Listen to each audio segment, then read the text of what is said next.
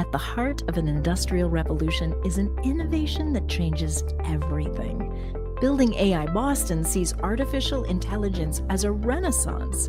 From the heart of innovation and the mecca of tech learning, we bring you AI for Real People, a conversation for everyone. Paul Baier is the CEO and principal analyst at GAI Insights. He's a seasoned software entrepreneur with 2 decades of experience and multiple exits.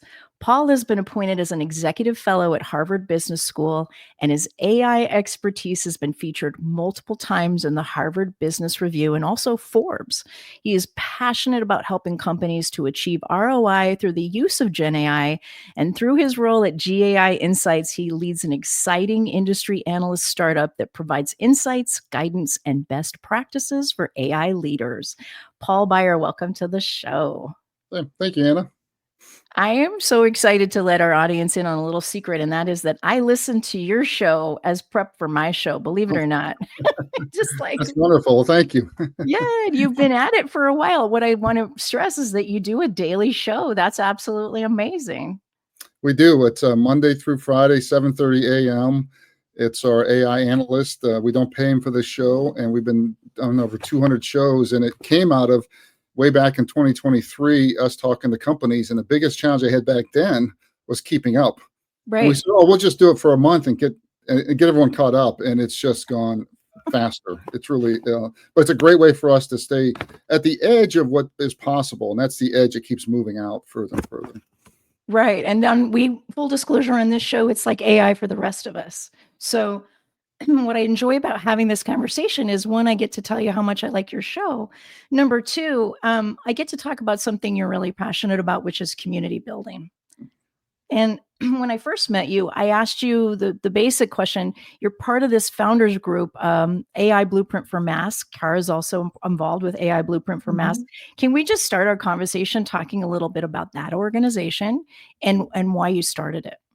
Sure. Yeah, I've been in Boston for 25 years in high tech. I'm very involved in kind of venture-backed companies, and always assumed there was a pretty tight partnership between public and private, academic institutions, NGOs, and companies. And I was really getting in AI, so I probably wanted to get back to the community a little bit. Where are these meetings?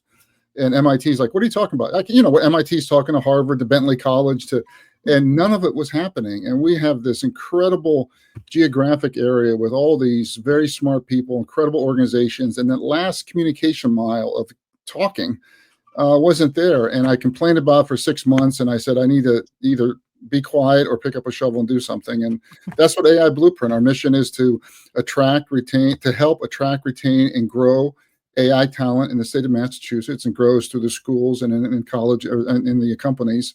And we do practical, tactical things, like having a list of all the AI in-person events. We didn't have that before. Like having an in-person AI career fair citywide. We had a first one last year. We're doing it again this year.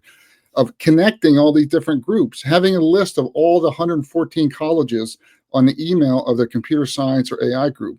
Doesn't exist right now here. So those are one of many things. We were hoping to get 100 people after 6 months, and after a year and a half, we have 1,500 supporters. So it's a very active group.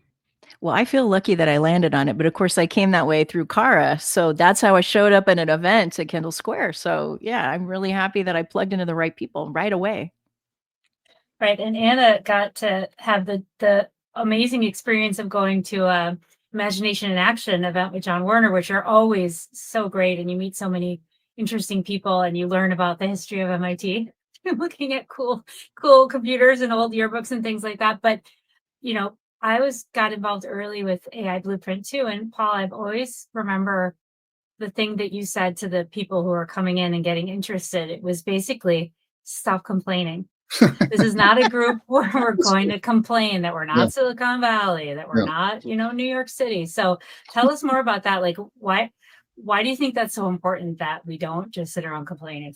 Part of it's, I'm in the 0 to 1 startup that I enjoy. It's magical to have an idea on a whiteboard, and then a year later, people are giving you $1 million for it. So done a lot of startups, both bootstrapped and venture backed, and I've learned the value of implementation. And this town is full of very intellectual oriented people that want to talk about policy and want to critique the VCs and want to critique the government. And that's not how change is made.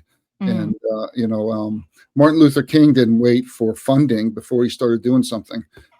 So you find something that needs to be done, and you start doing it, and then you attract other people, and then you create the culture, which we've worked hard, and Carrie, you've been a really great part of it, of picking up a shovel and doing something small. 2-3 people do a project for 2-3 weeks or 2-3 months and put it down, feel good about it. Because we know that 50 to 80% of people who volunteer for organizations burn out after a month or so. And there's good reason for that. You're right. And I really appreciate you tackling the bigger picture of AI, because like you've expressed, you started doing a daily show. Now you're a couple hundred episodes in.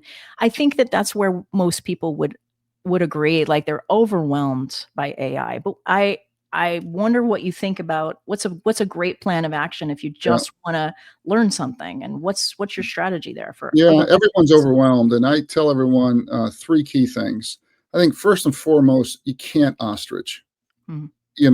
We're sitting on the beach in Miami. The hurricane's coming. I wish it's not coming. I'm enjoying the beach. We got 3 more days. AI tsunami of change is already here. So we can't ostrich here. And we need to understand what we're talking about in this moment of human history. I firmly believe, and all the experts are saying, that within 2 years, 95% of all cognitive tasks that we humans do is going to be done better in 2 years from now. Yeah.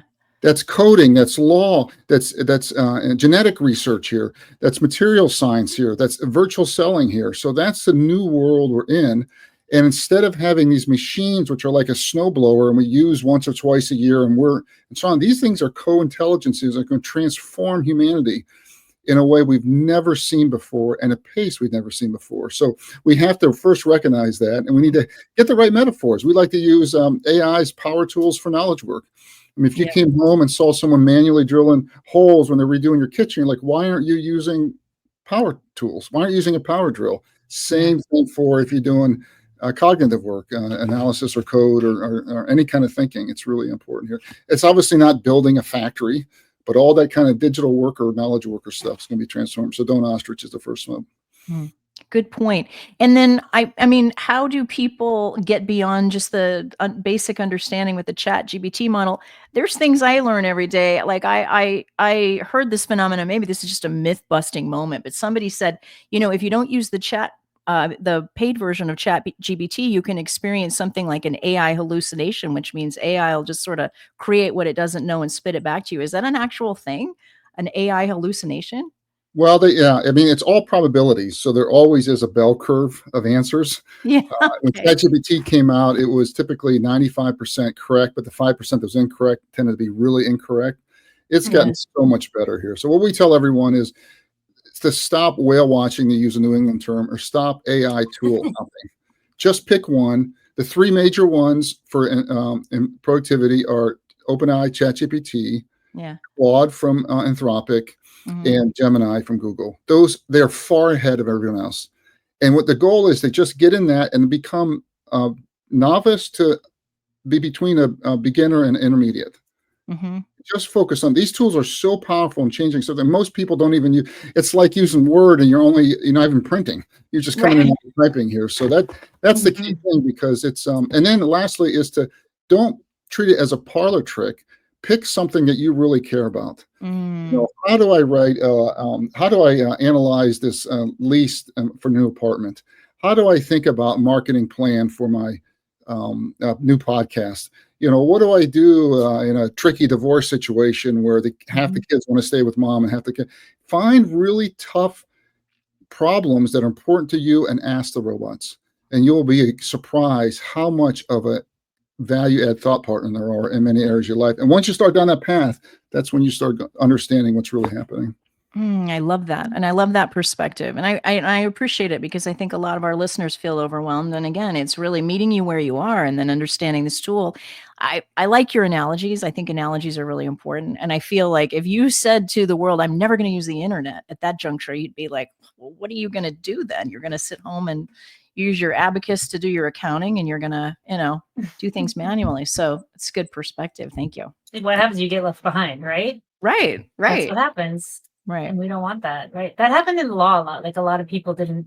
Anna, you probably remember from your experience when you were working in the legal sphere that, even just like cloud storage or email like really kind of freaked people out. But you can't keep up with the pace of how law is practiced now if you aren't using computers and things. So That's it's like that true. times a million. Well, and then one of the benefits when I managed a law firm was that the CEOs there were early adopters of technology. Always worked in kind of a high level perspective of that. But I'm glad for that experience because it allows me to see what you're doing with Describe, which is cool that we have an AI founder on our show. So yeah, here we are. You're both really enmeshed in this cool ecosystem, and I'm really proud to be kind of bringing the outsider in. And so talk a little bit about that. I mean, there's so many events that we want to highlight, Paul.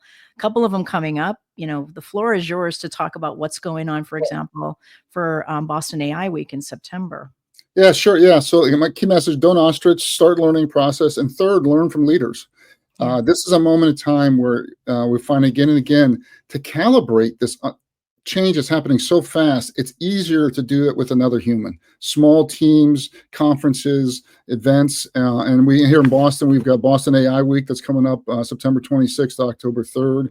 Within that, we have GAI World. That's our premier annual event. We'll have 800 people and 150 case studies of people in production. So you can come and learn from what Mayo Clinic is actually doing and what they're learning. You can hear what Pfizer and everyone else is doing. And that kind of getting away from the daily work to get almost like a mini offsite and understand where you can go is transformational for the individual, but it's also for teams. So we've got a number of companies now are buying a whole table because they're using that as a way to bond, to calibrate, and to start their 2026 AI planning, because it's now a really important part of many companies. The spending on Gen AI now is almost a top budget item in many companies. There used to be security, and some companies now it's increased above that. Mm. Right. And if I can give a little shout out to something that Paul has helped spearhead for the community, it's really looking at women in AI in particular and helping, through his connections and his team. Luda, of course, being number one, being able to help us find spaces where we can connect with other women. So there is a breakfast. I think it's on the second day, right, Paul? Yep, second day. Yeah. Yep. So it's women in AI, and we're getting together. There'll be different tables at different topics. So it's just a great way to meet your tribe, so to speak. So that's highly recommended to check it out. And that's on day two. We're also trying at lunch on day two. We're having Black Pioneers, celebrating Black Pioneers. So the Black community came to us and said, "Boy, could we do something similar?" And it's interesting. Their number one message they want to do is they want to get enough speakers in different ages, young in your career and succeeding, so the Black community doesn't feel like AI is yet another opportunity train that they're missing here. And that's so important. Well, and we all are learning. Oh, sorry, Anna, go ahead. Oh, no, I think an important part of what we're driving at, too, is just democratizing it across the board. I had a really good conversation yesterday with Sandy Lacey of the Perkins School for the Blind and talking about accessibility. They're asking me, did you know, for example, that this technology was created for an access reason? Touchscreen was created for my grad student he had carpal tunnel and couldn't use, the keyboard. So, and I'm really happy that we are featuring stories about accessibility. You talk about democracy, you talk about opening it up to new sectors. But what I like about you all is that you're doing that organically, because that's just in your DNA. You're problem solvers by nature, but now you're just kind of opening up and sharing with the rest of the world. What I like about being on a fly on the wall of your blueprint calls is that you could throw a stone and land on an event for the week. So talk about some of your other events, like the Woodstock event, and yeah, it's important. A host of them. One is Imagination in Action. I won't call that. That's just John Warner, MIT. They're free event. They're world-class events. We've got a world-class institution, obviously, in MIT. So I encourage people to do that. AI Woodstock is something we just randomly made up. We just had one this week. And it was like 180 people showed up. All I do is put a stake in the ground, saying meet at Timeout Market. There's no speaker. There's no fee. There's show, and it's just. It's people that when I finally get in again, because everyone's, I'm like, what are you doing here? And Tuesday, Carl, this is when it was like 104 degrees. I'm like, why did you push through the heat to come through here? And many of them say the same thing here. They are Gen AI enthusiasts. They understand it. They're not finding enough people in their circle that understand how fast it is, and they're looking for other people here. And it's people from Meta, it's software engineers, it's Northeastern college students, it's people between jobs, it's investors. So it really is, so that's a great event. And that one came out of, just being frustrated that San Francisco had a big event once where the reporter called it, "This is the center of the universe of AI. This is AI Woodstock." And we said, "Why can't we have an AI Woodstock?" We want to be that. Yeah, so I think there's a logo. It's something about the logo. We made it through the 60s. Maybe we can make it through this. But anyway, it's been a surprise. And we've done it now in like 15 different cities around the world. So it's been interesting. You hit on the exact thing, Paul, because I know you all to be extremely friendly and accessible. But when you really lower the barrier, like, please come as you are. We're here to drink beer and hang out, or whatever the draw is for you. And anybody listening, understand that this is really the attitude.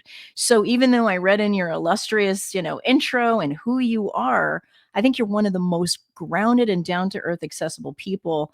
And you can prove it by showing up at something like AI Woodstock. And to Paul, I know you've talked about this a little bit, but I think the most important point in our history right now is that we're having human to human conversations. The biggest fear from my perspective as an outsider is that there are other people in high level positions and I matter not at all to this conversation, but you're breaking down that stereotype. So talk about a little bit why human to human conversations are more important than ever. Well, I think that we really do need to think through as a society what's going on here. I mean, we may find ourselves in a path to 15% unemployment 2-3 years from now. I grew up in Ohio, and I saw NAFTA take out 15% of manufacturing jobs, China take out 50%, and never came back. My hometown, Canton, Ohio's had housing prices have been flat for 25 years, and that was on the factory floor. So the same thing is happening now on the front office and the knowledge worker side here. So we need to, and one of the ways to think through that is understand what humans do uniquely.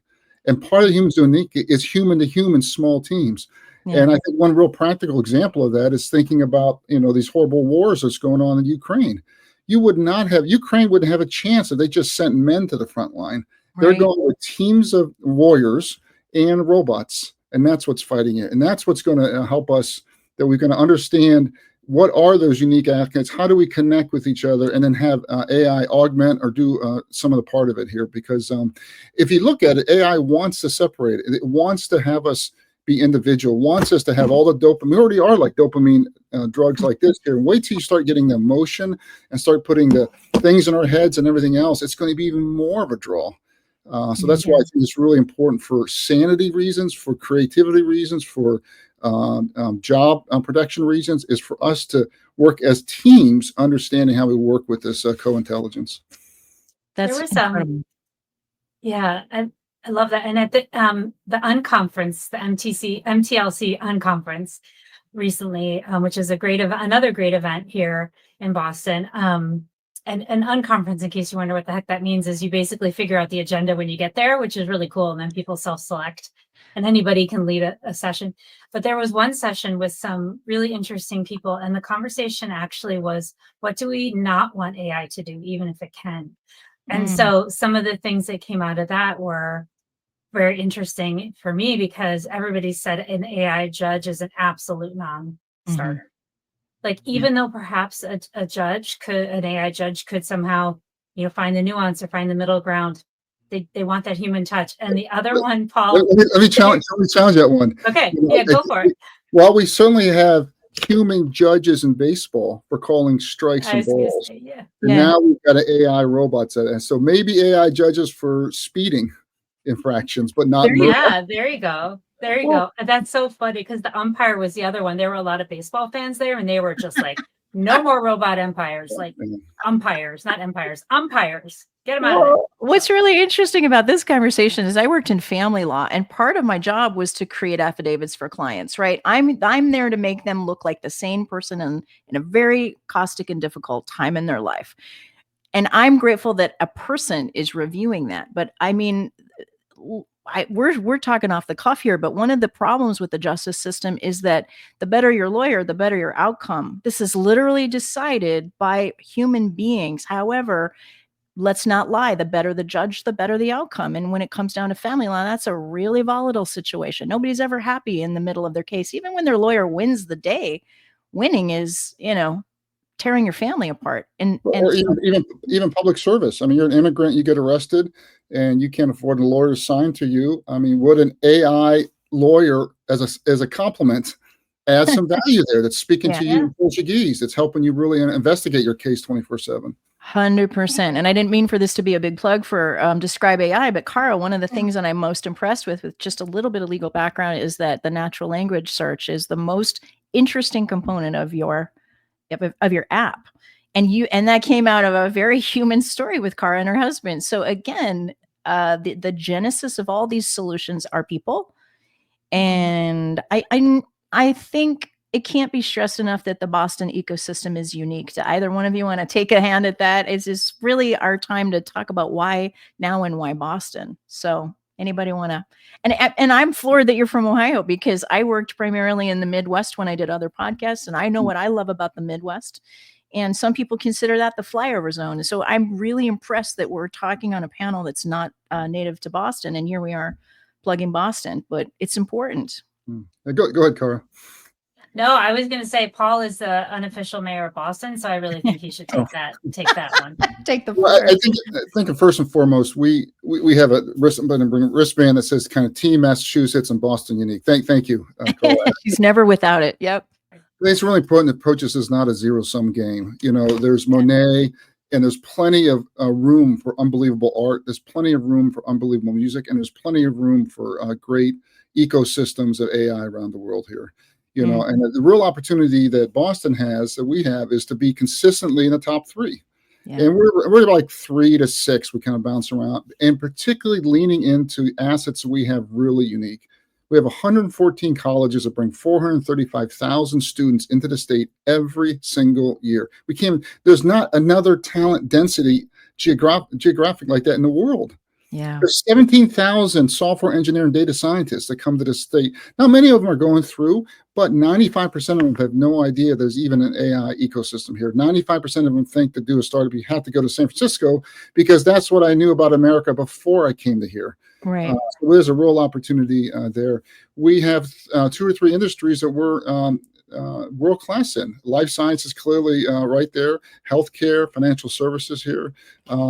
We're a mid-sized city. One of the things that I spent a year is whenever I found someone working in AI, I was like, I can't believe it, Anna. Why are you staying in Boston?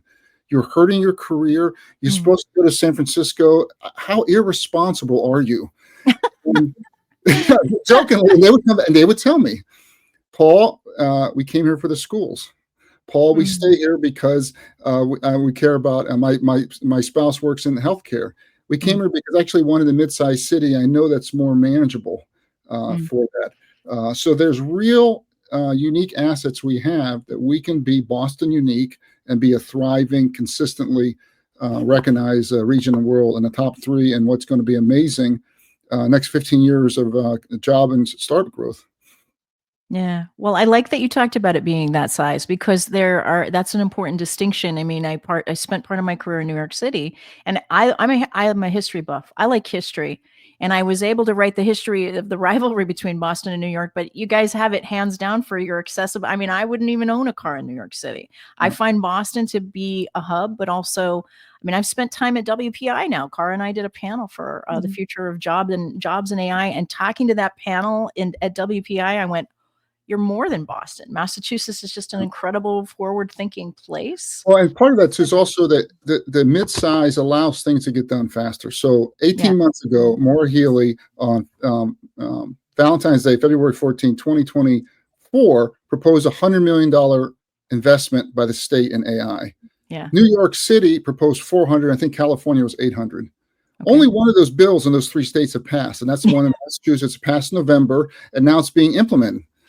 So that's an example of real leadership and some of the benefits of a smaller or mid-sized city and state. I want to stress to the listening audience, especially the local listening audience, that you should not see yourself outside that equation for Boston AI Week. Anything else going on that you want to plug during that week, or what people can get excited about now? I think first and foremost, I think we talk a lot about what AI talent is, and I'm so close to this. It's become clear to me that 90% of people who aren't familiar with it, maybe think that AI is something over there. It's the engineer at OpenAI, it's in Silicon Valley, that's coding the big AI engine, and it's making $2 million a year. And that's not what it is. The market need is people understand how to use AI in their current role. AI in customer service, AI in customer support, AI lawyer, AI podcast. So that's the real need in the marketplace that's going to improve employability and needs it on search. And related to that is our Boston Career Fair, October 1st. It's going to be in Heinz Convention Center here. Last year we did it as a trial and did it for one day. We had people drive 3 to 4 hours. There was a 2.5 hour wait. It was well beyond any expectation we had. And this year we probably get 10 to 15,000 people here. Everyone knows, or they should know, online job search is completely broken. Mm-hmm. If you're spending more than 3% of your time applying to online jobs, you are wasting your time. When an employer puts up a job, they get 300, 500, 800 applicants in the next 24 hours, half of which are AI.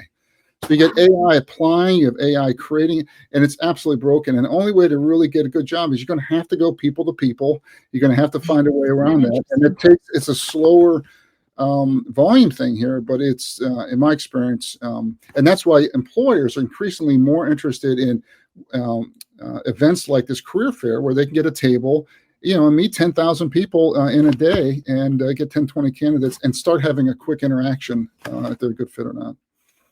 Wow, I think that's one great reason to make your way there. And of course, we'll put in how to get tickets, how to be a part of it.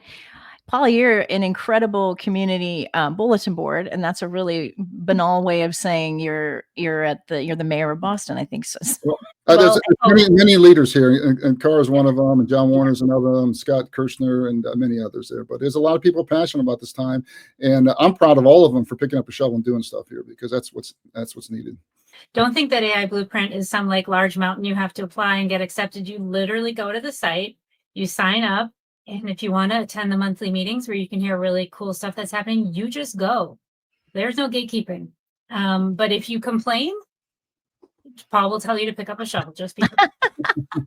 I have to say, I've tuned in myself, although it's real early in the morning when I do, but I've listened in and been a fly on the wall. And just that perspective has opened my mind to what's happening in the world. Love everything you promote, what you stand for, Paul, and we look forward to more. I know you are very team oriented, so we look forward to more of the usual suspects in your terms hanging out with us, and we're just honored that you came here and had this little chat. So thank you very much. For the opportunity, and I encourage your audience to go to AI Blueprint for Massachusetts. The website, it's easy to sign up.